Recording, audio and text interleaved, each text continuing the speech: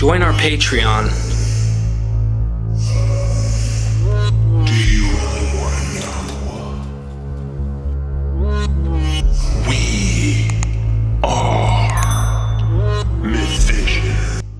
We are MythVision. Welcome back, ladies and gentlemen. We're going to get into mystery schools. We're going to tell you guys what we think, and Derreck's really going to get into some details here on what the heck Christianity came out of. I mean, let's be honest. We've had Rabbi Tovia Singer on. I've talked to many Jews.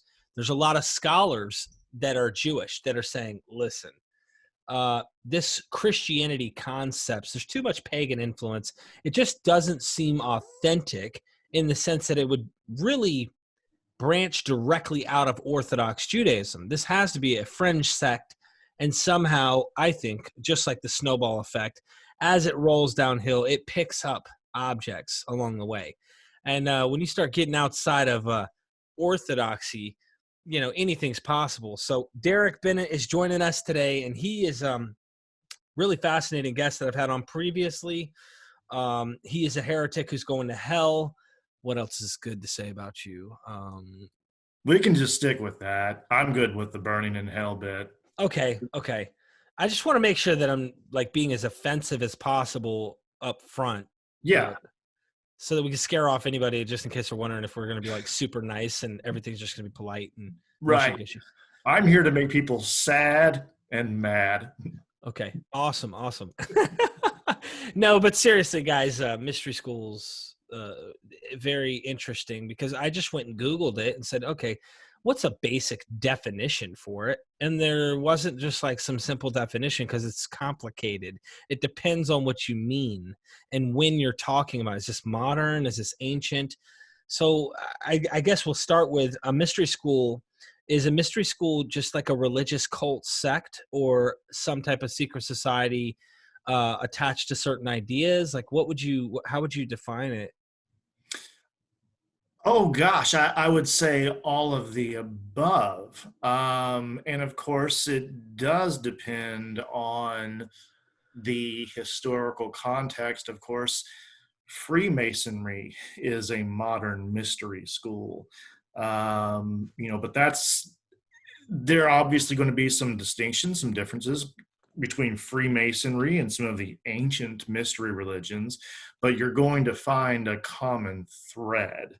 Right. So we can get into that, but I want to start off by quoting Clement of Alexandria, early church father.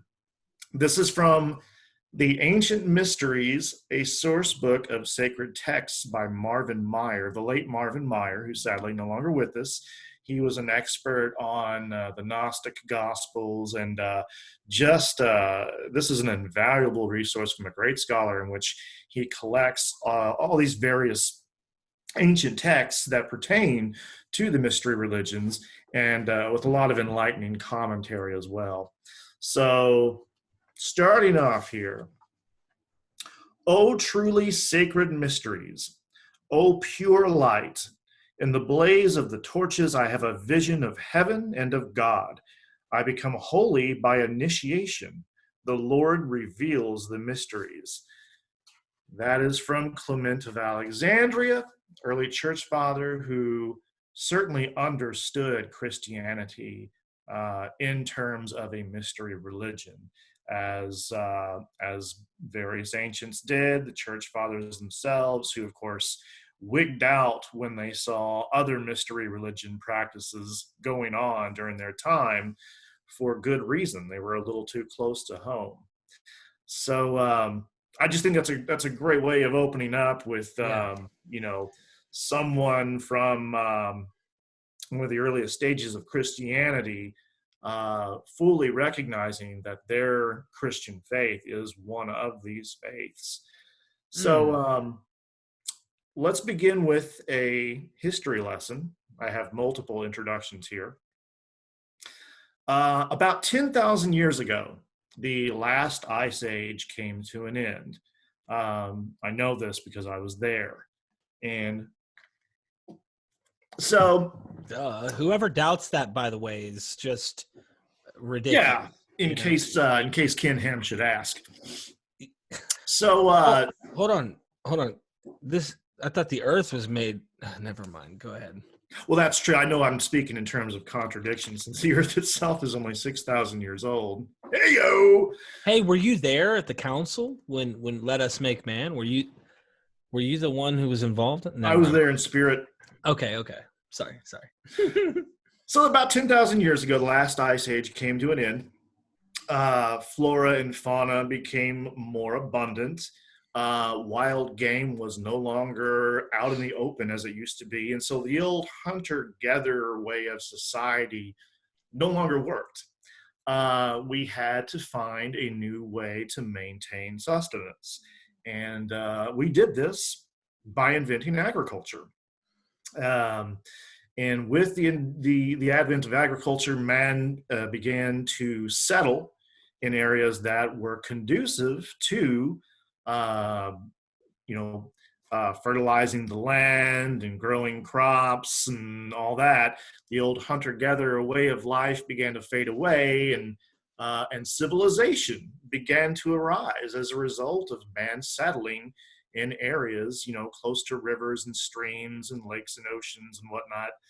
Um, and of course, with the rise of civilization, you get the rise of language, and ultimately the arrival of religion and myth and all that. And so, it's not surprising to find that there are ancient myths, some pertaining to what we call dying and rising gods, like Baal and Osiris and Tammuz, that are basically personifications of the death and rebirth of crop life. It became of paramount importance to understand these solar and seasonal cycles, because that's what maintained us. That's what we lived according to, these kind of calendar observations of the natural world.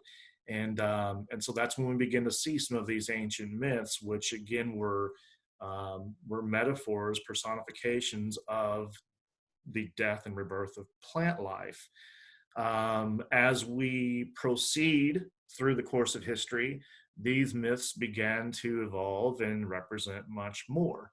So, do you have any? Do you want to cut in with any questions or observations? Yeah, no, I'd like to just comment and just say for anyone watching, what from my observation, I'm sure you would agree, and many people who've studied these mystery schools, I'm sure you've seen this, is that they are now anthropomorphizing natural natural phenomena, and incorporating them into some type of anthropomorphic, or if you will, a perception based, like if make it relatable to humans. And now it's a story about Jack and Jill went up the hill to grab a fetch of water or whatever, like the story is now being written.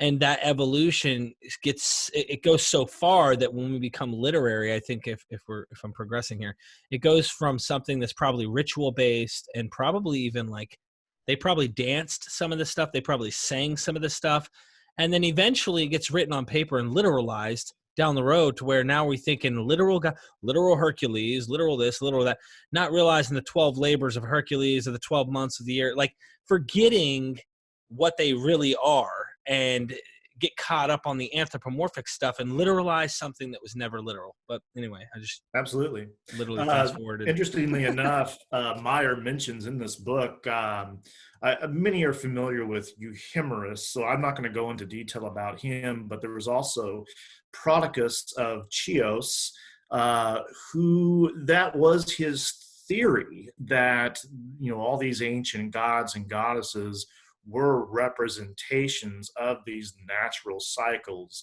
of, solar cycles, crop life, the oceans and seas and rivers, the trees and all that. He was more or less onto that. He was supposedly the first atheos, or atheist, so to speak, because of his views. I believe he was actually persecuted for that as well. So anyway, that just gives a little bit of background as to where some of the stuff originates. It's vestigial origin, so to speak. But we begin to see the emergence of what looks like a tried and true mystery religion in ancient Egypt with the mortuary cult of Osiris. We discussed him before with regard to dying and rising gods. Um, so when we talk about Osiris, um, we see parallel formulae in the pyramid texts, in various coffin texts, um, where and initially this was all about the pharaoh. This is all about the king, as Osiris had suffered and died and rose to new life. So the pharaoh, by being sort of mystically identified with him, undergoes the exact same process. As Osiris does not die, so this King Unas does not die. As Osiris lives, so this King Unas lives. So that there's this parallel interaction between man and his God. No one better covers this than S.G.F. Brandon in it's called The Savior God, Comparative Studies in the Concept of Salvation. He actually has an essay in there concerning and actually even comparing the ancient Egyptian funerary cult of Osiris with Pauline Christianity. And it's an absolutely fascinating study. This is a tried and true scholar, not just some bonehead Zeitgeistian Gerald Massey type guy. This is a legit scholar who is just extremely illuminating reading this stuff.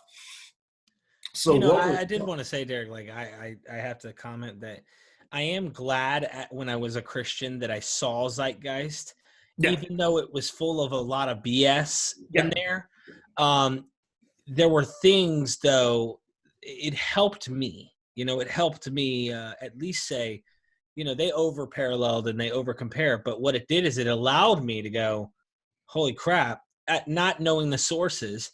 It did feel right, though. It did feel right when I like heard they it. were on to something. Yes. Yeah, Yeah, but I didn't know. I had no sources. And so I get to right. talking to guys like Dr. Price and others. And Dr. Price has never seen it.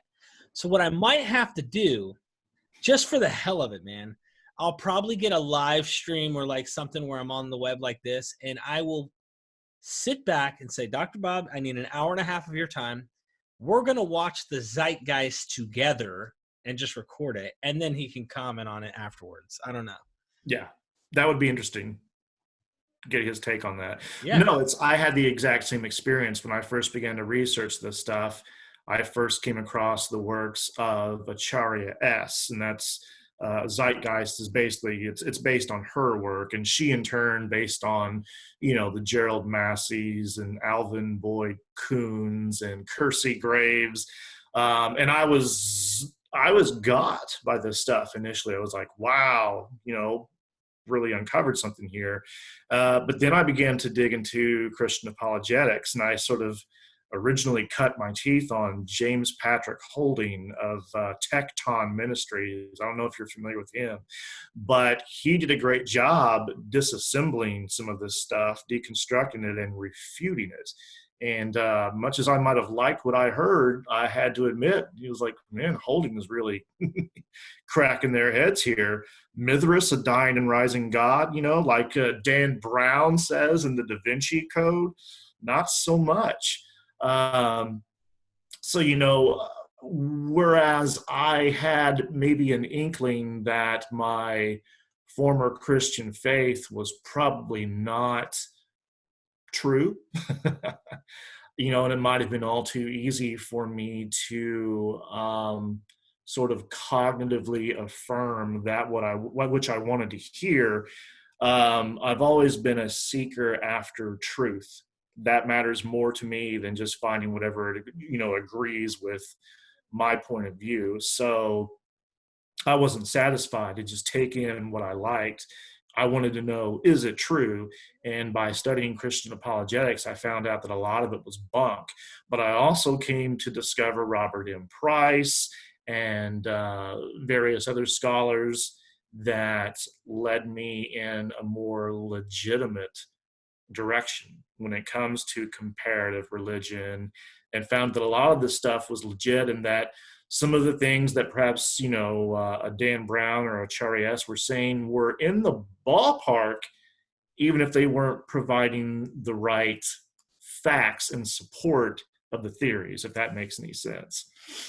I've heard, and this is me not being as well read, I've heard a lot of what Acharya has said. It has turned out to be pretty good. She's even had Dr. Ehrman tried to call her on something and found out he was wrong. Right. So some of the sources, I think Dr. Price phrased it like this: some of the sources aren't as clear. He doesn't think that they are as clear as she is saying that she thinks that the answer's there for something. So anyway, without rabbit trailing too far, because I really love that lady. I don't want anyone to think that we're trying to say anything bad. So, and she's not in the same field as Dan Brown, in my opinion. She may have had a few things that are, maybe not all the way there, but she is way outside of the league of Dan Brown when it comes to scholarship. This woman read like that. Yeah, 13. Especially given her later work, which I can't say I've read much of, but as I understand it, and as Price has said, that she came quite a ways. But let me go ahead and break into some of what SGF Brandon had to say. These are just a few snippets from this work.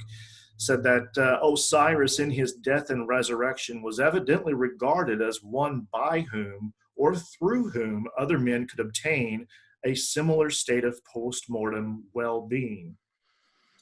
The post-mortem life to which Osiris was thus raised was not, however, identical with that which he had lived before dying, but it was nonetheless conceived of in completely materialistic terms involving the use of a reconstituted physical body. The destiny of the Ba, or spirit, was certainly an issue of profound concern to the ancient Egyptian, but just as profound was the concern for the fate of the body, since according to Egyptian anthropology, man was a psychophysical organism, of which the body, the Ba, the Ka, and some other constituents were all essential for a proper postmortem life. The mortuary ritual documented by the pyramid texts represented the practical implementation of a soteriology that refers to salvation schema, if you hear me say soteriology, of a soteriology that envisaged post-mortem salvation as essentially dependent on the mystical or magical assimilation of the deceased to Osiris at each crucial stage in the process of his legendary resuscitation, which was primarily conceived in physical terms. He goes on to say, it is of profound significance that in teaching the soteriological efficacy of the death and resurrection of Christ, Paul was led to invoke the same principle of ritual assimilation that had for so many centuries operated in the Osirian mortuary cult. Whether or not Paul was aware of this feature of the Egyptian faith is not an issue for our consideration here. What is important phenomenologically is that when he sought to make the salvation won by Christ practically available to his converts, Paul resorted to the principle of ritual assimilation, which in its practice constituted so remarkable a parallel to the ritual pattern so long observed in Osirianism. It's a mouthful there, but you see what he's kind of getting at. He's saying that at the very least, there is an analogical similarity here in terms of Osiris being the prototype for all ancient Egyptians who hoped to overcome death and to live on in the hereafter as he had done, just as Christ is the prototype of such things for Christians. Can we say that there's necessarily a genealogical link here? Well, we'll get into that. But certainly some analogical similarities going on that I think are pretty undeniable. This is where I think we have to stress the importance of an ideal type, which absolutely does apply across cultures. If it doesn't, what are we talking about? So. Right. No, that's brilliant, and that's well said, and I'm with you 100%. And I like what you're reading there, the reconstitution of the body okay, which is quite interesting with Paul's resurrection. It's hard for me to think because he doesn't. I mean, yes, the spirit body, but it sounds like he's still thinking in terms of some type of body, though. And I don't think he means like completely phantom, like non-existent, not even a visible body. I think he thinks just some type of resurrected state of body. And what that means, I'm not sure, but it means it's incorruptible, whatever that means, you know. Yeah, that is a fascinating. We could easily rabbit trail into that when it comes to the resurrection body, at least as posed by Paul. It is a spiritual body versus the natural body. What does he mean by that? Well, in 1 Corinthians 15, he says that flesh and blood cannot inherit the kingdom of God. So whatever type of body it is, it's not a carnal or corporeal body like we're used to thinking of. It is a body of some sort, no denying that. He also says in 2 Corinthians, I think it's chapter 5, that I'm sort of paraphrasing here, but that it's not a naked soul, for which we do not want to be found naked. It's some type of body, but it's a new divine body. You find that this absolutely corresponds to the ancient Greek view. We're not talking about the Platonists here. Too many scholars, such as N.T. Wright in The Resurrection of the Son of God, talks about the Jewish idea of bodily resurrection was completely at odds with Greek views of the afterlife, and he canonizes Plato as representative of all ancient Greeks' views of immortality, which is just false. That was the view of some of the elite among the ancient world, other philosophers like Plato himself, but it was not the common view. And we can see this based on the various myths of Hercules and Romulus, who, whether you want to call it a resurrection or apotheosis or translation, whatever you want to call it, they were raised in the body. That's absolutely obvious from reading the myths. Their bodies go missing. Why? Because they've been taken up and transformed for life in the heavens, much like Jesus's was. And you see that view represented in ancient Egyptian religion as well. I mean, some scholars actually do, even Egyptologists talk about it being a transfigured body or Ankh. These were new spiritual bodies. Again, we're talking about cultures that are separated by a good length of time and a little bit of geography, but it's amazing just how similar some of these concepts really are. And I know I've been talking a bit. No. This is important. This is a good thing to break into with regard to the resurrection of Osiris. This is a good thing to kind of a nice little tangent to touch on. You see a lot of scholars try to deny the resurrection of Osiris, not just based on his having gone to the underworld. They say, well, that he didn't resume his earthly life. He lives on in a different, celestial sphere, which for many of the ancient Egyptians, that included the sky as well. He was also talked of as mentioned ascending to the heavens or to the sky and welcome to the accompaniment of the gods. But some of them would like to zero in on Plutarch, which is a late 1st century treatise on Osiris and on Isis and Osiris, where Plutarch does mention a revivification and regenesis of Osiris, something like a resurrection, but he nevertheless speaks of Osiris's body being entombed, and other ancient Egyptians hoping to be buried near to where his body lied in the tomb. Therefore, there's no resurrection here. His body, his corpse lays in the tomb. There is no resurrection. Well, a couple of things here. One, Plutarch was a Middle Platonist, so it's easy to see how he would want to convey The certain, flesh remains, right? yeah, as it being a spiritual resurrection rather than a bodily resurrection. However, I don't think he's when he talks about the Egyptian tradition of wanting to be buried near to where his body lie. I think that's probably authentic. I don't think Plutarch is making this up. Diodorus Siculus, he mentions something similar to this as well in the various tombs of Osiris.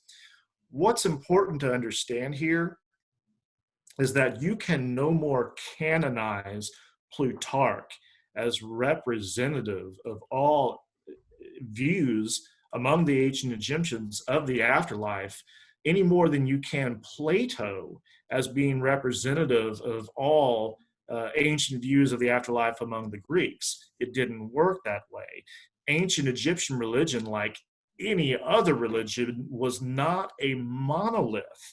There was a great degree of diversity and variety, even as it pertained to views of the afterlife.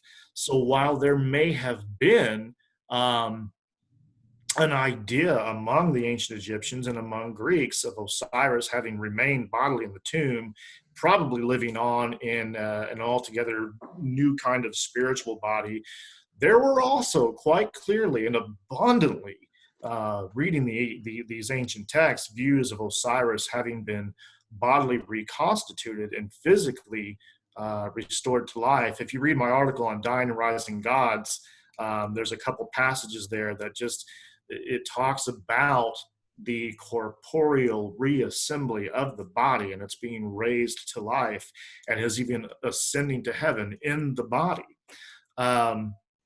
So that view was also alive and well in ancient Egyptian religion, and I would argue even on up through and beyond the first century. Where am I getting this? Mark J. Smith, renowned Egyptologist, talks about how this idea of physical resurrection among the Egyptians was alive and well still in Greco-Roman Egypt, among the Ptolemies and so forth. There's a bas relief of Osiris physically rising from his bier in the Temple of Dendera, which is from the Ptolemaic period. We're talking like 2nd to 3rd century BC. You also have Dionysus, who was quite clearly syncretized with Osiris, and that he too was dismembered by the Titans and then restored to life by Rhea, just like what Isis had done for Osiris. And there are scholars who pretty well say, yeah, this is absolutely Egyptianizing influence on the Dionysus myth during the Ptolemaic period. And Plutarch, of course, says that who better would know than you, Clea, that Dionysus and Osiris are pretty much the same guy. So you have this physical resurrection quite clearly of Dionysus from, as mentioned by Philodemus and Diodorus Siculus in the 1st century BC, obviously based on the resurrection of Osiris. This means that the resurrection of Osiris physically in the body was alive and well during that time. He may even have been syncretized with Adonis. When we read Lucian's 2nd century account, he is discussing this raising of Adonis to the joyous celebrants and so forth near Byblus. This seems to indicate that Adonis has been syncretized with Osiris in that area. Again, this is from the 2nd century CE. And then in the 4th century CE, you've got Firmicus Maternus, who is griping about the ancient Osirian cult in Rome. He doesn't specify that it's Osiris, but he talks about the reassembly of the stones and representing the god's resurrection. He poo-poos on it by saying, but his resurrection wasn't foretold by prophecy or proven by post-mortem appearances like Jesus's was. So he's saying that Jesus's resurrection was legit, Osiris's was not, but he's unwittingly attesting to a belief in the resurrection of Osiris in the 4th century CE. My point being, the physical resurrection of Osiris, there is evidence that it's not just from the archaic or hoary past of ancient Egypt, that this thing consistently continued down the centuries, down millennia, all the way into the Greco-Roman period, and was as much a valid view of his resurrection as was Plutarch. So you can't just canonize Plutarch as representative of all ancient Egyptian views of the Osirian resurrection. It doesn't work that way. That's awesome. I love it when Christian church fathers and others, the apologists early on, I love it when they do what they think is helping their case, not realizing in 1,600 years from now, it's going to bite you, because now we're looking at it going, nice try, So they don't realize that during their time, they can only, we'll do the same thing in our time. We argue something, and in another, 1,000 years, people are going to go, you guys screwed up. You gave us too much information, or something you're trying to hide, but in what you've done, you've really exposed something. So that apologetic doesn't work when you really dig into it. It doesn't work coming from a Christian. But I wanted to ask you, you mentioned two things. First thing let's deal with was talking about how this church father mentioned something about his temple being built, or his temple, something to do with the temple. Is this Osiris he's talking about?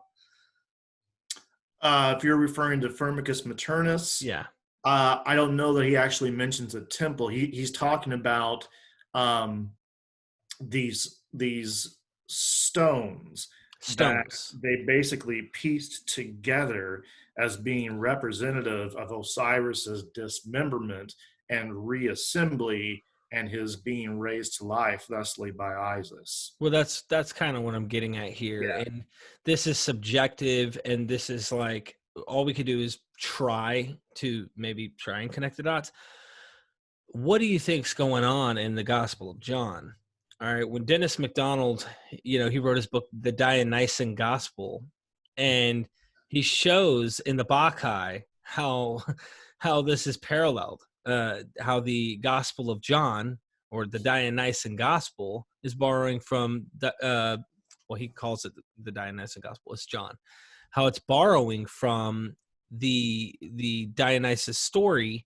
And here you just talked about this assembly of stones over and over. Tear down this temple, I'll rebuild it in 3 days. That he was speaking of his body, which is really interesting because it sounds very mystery school and Osiris-ish. And Dionysian, in a way, they could both be utilized in this together, especially if Osiris had influence on Dionysus here.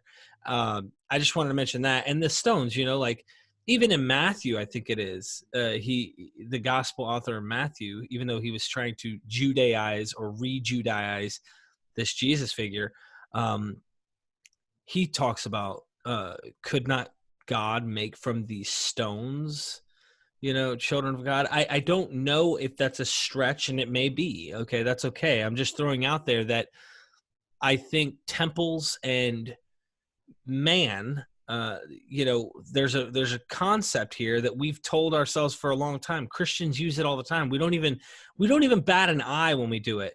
We are the temple of God. Your body is the temple. And you're like, okay, yeah, your body is the temple where God dwells, not temple made by hands, Paul says in Acts. What the heck is that? If that's not mystery school type of idea, because you had to go to a physical temple in the ancient world to get to the gods.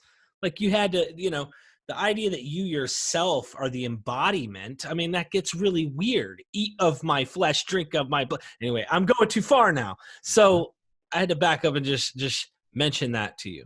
Did you want to comment on that? No, I just think that that's absolutely worth speculating on. I don't know for sure, but,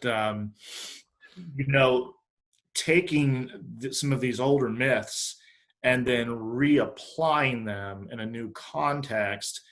That was something that they did do. Like, for instance, John Day in Yahweh and the Gods and Goddesses of Canaan talks about how the old Baal myth, with regard to his dying and rising, was used as a template for some of these old metaphorical type resurrection passages for the nation of Israel.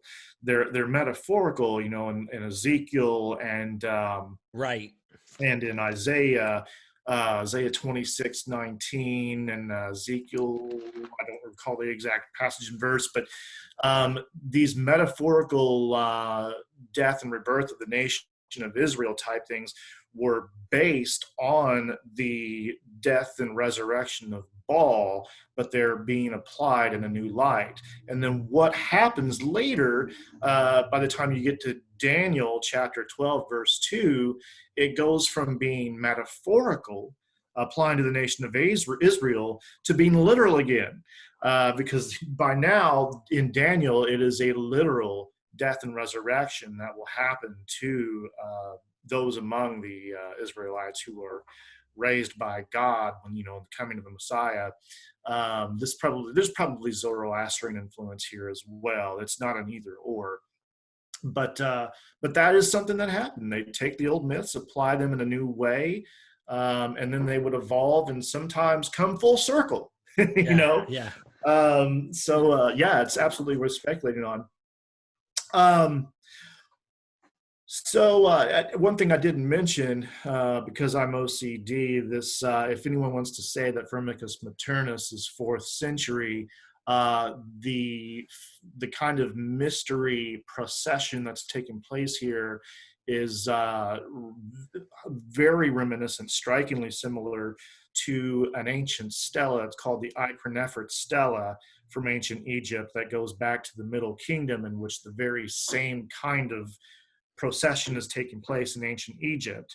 And they bring a bodily representation of Osiris to the temple, and once he arrives in the temple, it was representative of his resurrection, and you had joyous celebrating and so forth. So this is a tradition that goes way back, well before the 4th century, in case anyone wants to try and say, no, this is late, it's late. Stop. It's not going to work. But my point there was just about the continuity in the physical resurrection of Osiris. And that's something that lasted even well into the Greco-Roman world, and therefore would have been brought into the cultural sphere of 1st century Judaism and Christianity. Let me hit you with a quote as far as that goes from M. David Litwa in Iuzus Deus. This is another great resource, by the way. I had this bookmarked. He says, to be clear, I consider ancient Judaism to be the primary matrix of early Christianity, but I refuse to play a zero-sum game wherein the triumph of the Greeks means that the Jews lose and vice versa. Scholars of a past era, for their own political reasons, underscored Greco-Roman influence to the detriment of the Jewish thought world. Today, scholars balk at the idea that Christianity was a syncretistic faith or a kind of Greek mystery religion. History indeed indicates that Christianity grew out of Judaism and from Judaism received its most direct and decisive stamp. Nonetheless, I contend that ancient Judaism, implicitly or explicitly viewed as separate from the Greco-Roman world, should not be treated as the sole matrix informing Jesus' literary promotion to divine status.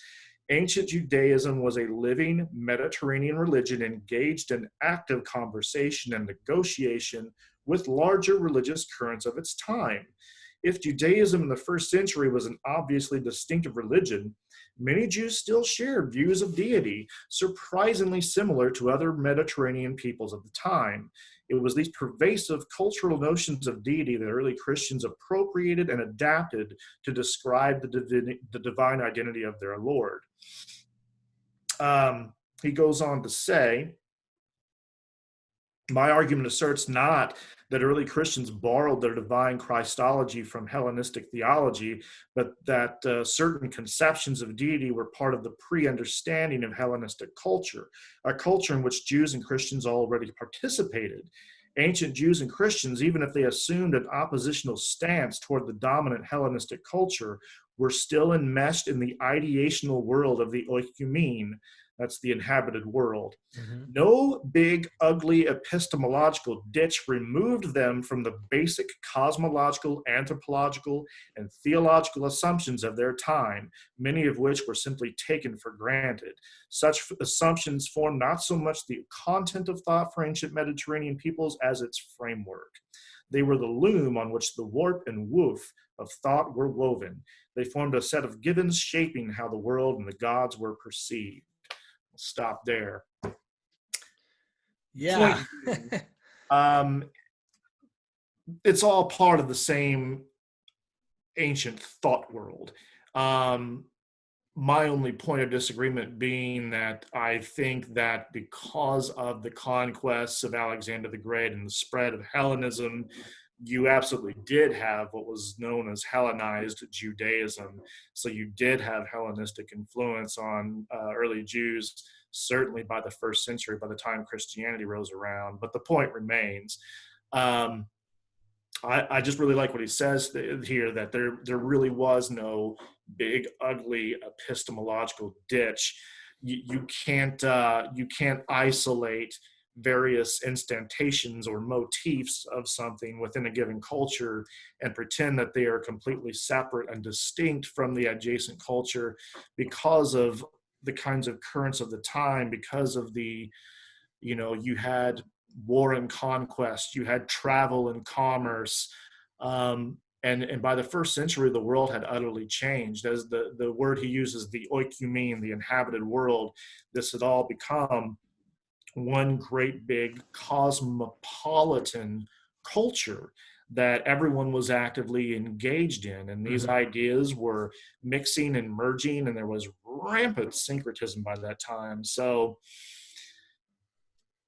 I feel you. No, yeah, I feel you. That's well said. I don't think if I were to try and attempt to say that the mystery school influence isn't on Christianity, the only way I would try to do it, and it just, to me, it doesn't really work, is if I was to try and suppose, and this is what's crazy, the Dead Sea Scrolls, like when you have these extremely xenophobic nationalists, okay, that are like ready to take Rome out, these guys were like, you're not even going to help us in battle unless you're circumcised. I can't remember who the people were they were going to have join them in battle against Rome. But the Qumran sect that had to die at Masada were telling the people who were supposed to collab with them, you have to get circumcised to even fight with us. Now, that doesn't sound much like Christianity. In fact, what Christianity sounds like is, can we eat meat strangled to idols? What's an idol? Go ahead. And then the book of Acts, of course, goes, oh, do not eat meat strangled to idols. To me, I think later orthodoxy, and what I mean by orthodoxy, so someone who may be watching this go, what do you mean by that? I'm going to say Judaizing, okay? I'm going to say, even if they were Greeks, let's just say there was an influence in the early church that was Greeks. These guys favored more of the Judaizing aspects, I think, and found a way to paint. That's what I mean by orthodoxy is Judaizing, in my opinion. Because, I mean, isn't it, if I'm not mistaken, there was still the common practice of circumcising your children, even as Catholics. So it's like, why are you doing this? I don't understand. And this is like the pagan world. It's like, it doesn't hurt to go ahead and snap while we're here. What's going on here? So anyway, it just seems that Christianity does the opposite of absolute exclusivism, in the sense that they're trying to create a barrier to be absolutely holy and separate to a point where there's no, that seems more of the extreme sects. But the mystery schools, the only thing I would say they do is they hide the mysteries from those who are not initiates. But Right. They ran rampant with the teachings and the common sources, I would say, similar types of themes, which is why I love Dennis McDonald, because you get into the mystery school stuff, but what I loved is he just took literary stuff and was like, hey, you ever read Dionysus the Bacchae? Have you ever read the Homeric epic, The Odyssey? You just got to go, what the heck is that? What does that even mean? Why is it doing that? So Right. I'm with you, man. I'm with you on that. I was going to mention before we moved on, just because I'm a pervert, I don't know. I just feel like I just have to, because why not? Osiris is dismembered into 14 pieces, and of course his phallus is no longer. They can't find it. She can't find it. Isis is looking all over for this dang thing, like my wife, and I haven't been home in a week. She's wondering, where am I at? I see his brain, I see his arm, but that's not what matters. No, I'm just kidding. But so she's hunting down the phallus, and in Christianity, you have Syncretites that Dr. Price talks about. They sworn to celibacy their whole life, or they're going to remain virgins forever. Book of Revelation discusses these types, the 144,000 Israelite or Jewish virgins.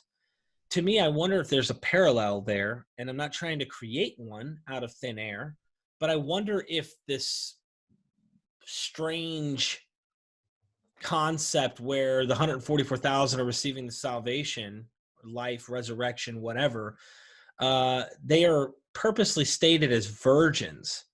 Now, I know if you go to Genesis, you'll find, according to Dr. Price, there's definitely some symbolism there that is referring to the curse being something of sexual orientation or nature, because the woman's curse is that she's going to give pain in childbirth.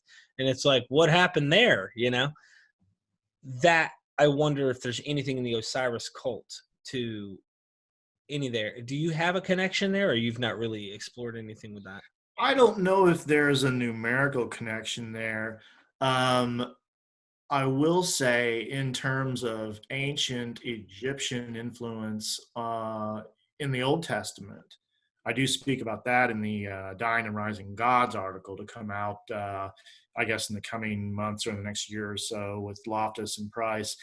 I talk about Psalm 78, I believe. This is something I discovered in the Archaeological Study Bible published by Zondervan. So this is not some kind of atheist. Thank you, Christians. Thank you. Exactly.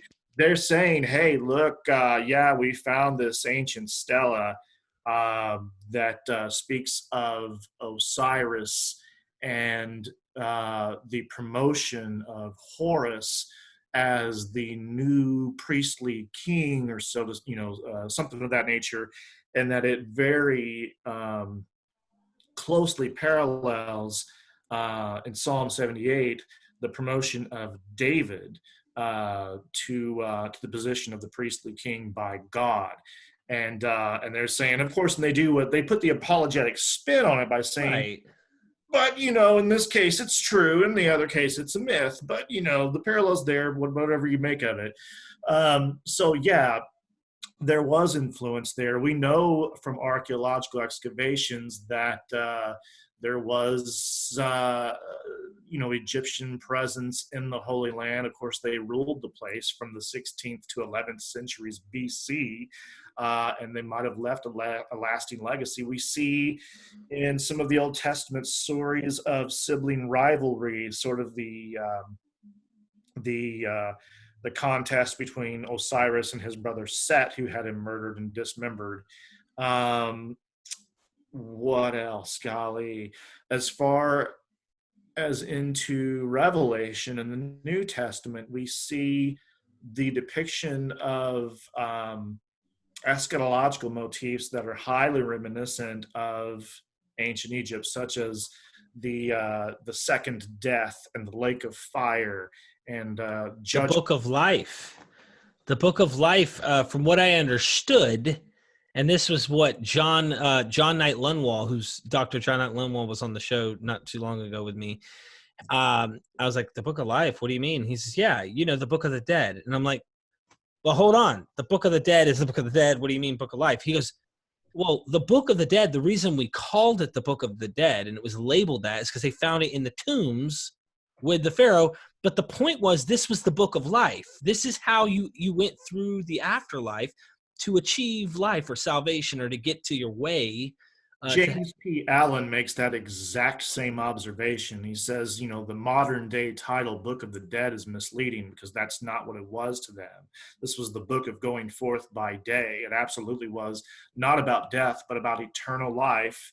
That's an absolutely great point. I never made that connection with the Book of Life, and maybe there's something there, but it wouldn't surprise me at all. Yeah. So, you know, there's so much more I want to get into here. Please, no, dude, I'm here. Dude, if I'm say, shut up, Derek, I gotta keep going. Just the overall point that I'm trying to make is that Hellenism had one hell of an impact on Christianity, and Hellenism brought a lot of these Egyptian motifs into the Greco-Roman sphere, and therefore the same cultural milieu of early Christianity and you know, late Judaism. So great point made, and I agree. Hellenism said, watch this. I'm going to mix everything up and really blend things. And exactly. So it allowed for more pluralism. It allowed for more ideas to really spread in a way unlike before. So let me get into this, you know, trying to wrap on the soteriology here, again, the salvation schema concerning Osiris. A couple quotes. Since Isis and Nephthys mourned the dead Osiris before bringing him back to life, the presence of these goddesses identified the deceased with Osiris, thus guaranteeing his resurrection. Just as Osiris, that was from a Dr. Gay Robbins. This is Dr. Louis Zachbar here that I'm going to quote, another renowned Egyptologist, in case you think this is just coming from, you know, the Gerald Massey's or even, sadly, E.A. Wallace Budge is even, he's kind of poo-pooed on these days and dismissed. But these are from, these are from modern Egyptologists, contemporary stuff here. Just as Osiris was killed and rose to new life, so the dead king identified with Osiris through the recitation of the spell is made alive again. In other words, what we have here is the bodily resurrection of the dead king. The mythological revivification of Osiris by the goddess Nut, known from the pyramid texts, is here applied to the deceased Nebseni, the gesture of spreading over the body of the deceased, indicating the act of revivification. Other texts, especially those of the later period, speak of the making to live, animating the corpse, just as they speak of animating the ba, the ak, the heart, the ka, and the shadow. Thus, it can be said that the ancient Egyptian believed that the corpse could be revivified, a belief which was undoubtedly based upon a ritual identification with the revivification of Osiris. If in its transit from the temporal existence the body was ritually revivified, the ancient Egyptian knew no final death. And again, from the coffin text, I am risen as king of the gods, and I shall not die again. Primitive man never considered death a natural or normal event. The Egyptian of the mortuary literature denied the sting of death and continued to live, not because he believed in the existence of an immortal soul, a thought which could appeal to the Greek mind, but could not satisfy the aspirations of the man on the Nile. So I heard something there. The sting of death. The sting of death. Yeah. Oh, death. Where is your? That could arguably be a case of what's called interpretatio Christiana, where we're using Christian terminology in order to explain or demystify something. But I think the only reason we are even able to do so is because many of these ancient myths and ideas already lend themselves so readily to that. Right.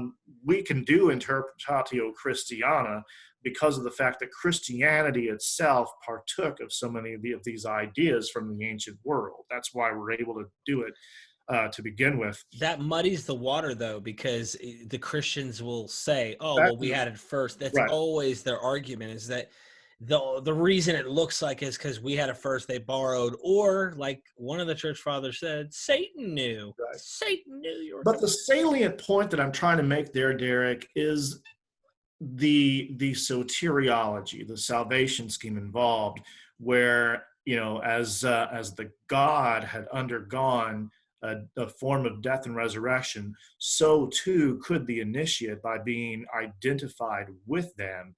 That was part of the whole point of the mystery religions, was rebirth into a new form of life, deification or theosis, being made unto a god, and immortality, or a blessed afterlife. Immortality and deification go hand in hand. If you were immortal, you were a god, and if you were a god, you were immortal.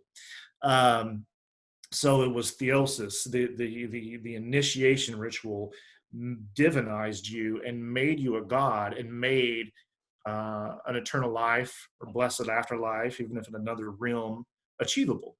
That was the whole point. It's interesting, like Second Peter, or First Peter, sorry, First Peter 2:9. It talks about you're a royal priesthood, right? And Revelation 1:6 says Christ made us kings and priests unto God and his Father. I believe it says that, something like that, which is kind of hint, weird, God and his Father. But I don't know if that's a bad translation. But that idea of king and priest, if what you're saying in soteriology is going on here, the borrowing idea that you will become a king and a priest through the death and revivication, as they like to use that term in these writings here, resurrection, whatever you want to call it, because God forbid you say resurrection around some people. Oh, this wasn't the physical, literal flesh. Okay. But you're making a point that I think originally this was used for kings themselves. Originally, Yeah, and now it's being the common folk. Religion, this originally applied to the pharaoh, but it was democratized over time, and so it eventually applied to everyone. Huh, interesting. And that's what technically Christianity does. It starts out, that new movie that just came out. I interviewed Cameron Riley, by the way, this morning, who did Marketing the Messiah. And he believes, as I believe Dr. Carrier does, that the mystery school religion had its secrecies, and over time things leaked, and literature started to produce some of the secrets. So as we see progression of thought in these gospels and other books, you start seeing some of the secrets being leaked, and the ideas are starting to become more common when it was really originally a very secret group instead of the general populace. And then especially when Christianity arises and you have the church fathers begin commenting on it with a great deal of antagonism, and they didn't give a damn about making those secrets known. They had no issue with that whatsoever. I think if I remember correctly, some actually were converted from one mystery religion or another to Christianity, and by the time they were converted to Christianity, which was exclusivistic rather than inclusivistic like the mystery religions, they had no trouble whatsoever abandoning the old faiths and opening up about what was going on. So let's talk about how basically I'm looking at the Osirian mortuary code as sort of the prototype of what you later find in the Greco-Roman world. And some might call me crazy for seeing the link here between the Greco-Roman world and what was believed in ancient Egypt. But more and more scholars are saying, hey, this is legitimate. I want to read to you. Is it okay that I'm reading these passages from these books? This is from Magic and Mysticism, an Introduction to Western Esotericism. This is a book I read in a graduate course I took in a course on magic and mysticism, actually. But there's a really great quote in here. I can't speak. Wait. How about him, man? Don't do crack. I'm serious. Right. Okay. Prominent among these studies are Fowden's own and those of Jean-Pierre Mahe. both of whom have shown conclusively the links between Egyptian traditions and the Greco-Roman mystery and magical traditions.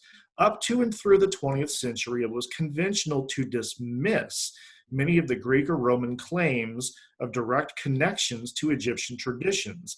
But by the end of the 20th century, the tide had turned so that, for instance, the prophecies about the fall of Egypt and Egyptian tradition found in the Perfect Discourse, read variously as prophesying the fall of paganism before Christianity.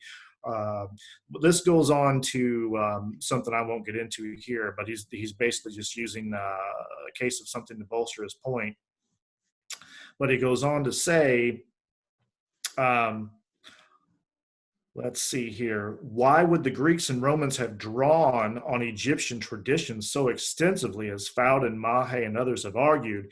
There are a number of reasons. One is the immense antiquity of Egyptian culture and its consequent mystique. By drawing on Egyptian culture, Greeks and Romans could lay claim to a power and authority that Greek or Roman cultures on their own did not have. Egyptian tradition was regarded by the Greco-Romans as synonymous with magic and ancient wisdom, as well as divinatory power. So it is not surprising that the mystery traditions and the Hermetica reflected this. So he's basically saying there absolutely is a link here. And whereas scholars used to look with skepticism on the claims of those such as Herodotus, who said that, hey, look, a lot of the stuff that the Greeks are doing, it kind of comes from Egypt. Scholars used to kind of dismiss that and say, yeah, whatever, you wish. But more and more, as they've come to study this stuff, they're like, they're right. It really was. There's a great, I'm not going to quote from this extensively or anything, but I just want to bring this up, something that came across on academia.edu. If you're able to download this app, there are numerous scholarly publications and articles on here that are just extremely illuminating and enlightening and blow your mind. But I want to get the title of this right.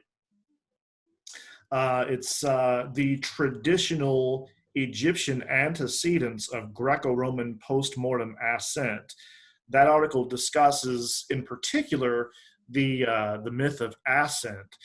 So when you find these apotheosis and translation narratives of very many Greeks and Romans and even Roman emperors, that stuff, surprisingly or not surprisingly, has a basis in the ancient Egyptian motif of ascent.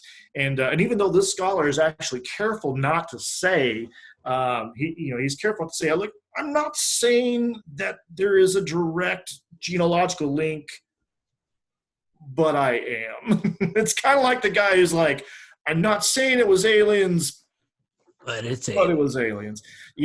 There's this this scholarly trepidation to be very cautious, which is understandable. But in saying that, it's almost kind of like a disclaimer. When they'll actually, in a manner of speaking, they'll speak out of both sides of their mouth and say, I'm not saying this, but I'm saying it.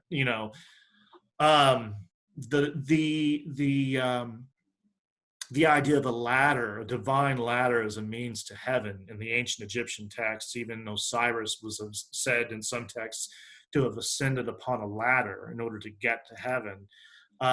You find the ladder motif in ancient Greek texts. In ancient Roman tombs, you find small ladders that were a metaphor for the ascent to heaven.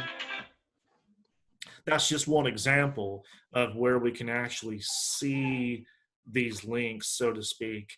If you read the article, it's just you can't walk away from it without realizing the impact, as he actually explicitly says, the impact that Egyptian culture and religion had upon the Greco-Roman world.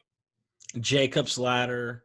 Ladder. The New Testament, where Jesus says, I think it was Nathaniel or something, you will see angels ascending and descending, from the ladder. I believe I don't know if he says a ladder or just he doesn't actually, I don't think he actually specifies the ladder there, but you can tell it's a carryover of that passage in the Old Testament there concerning Jacob. Yeah. Yeah. So it's interesting, man. It's interesting. So, we talk about genealogy versus analogy, excuse me. Derek, let's let this be part one. Let's go for our break, and part two will be right after this because we're going to be going deeper, guys. We're scratching the surface, and I know Derek's got a lot more. He's been reading a lot on this lately. Make sure you guys go in the description and check out all the links, everything Derek puts out there, and be on the lookout for that book that's coming out with John Loftus and Dr. Price. And so we'll be right back.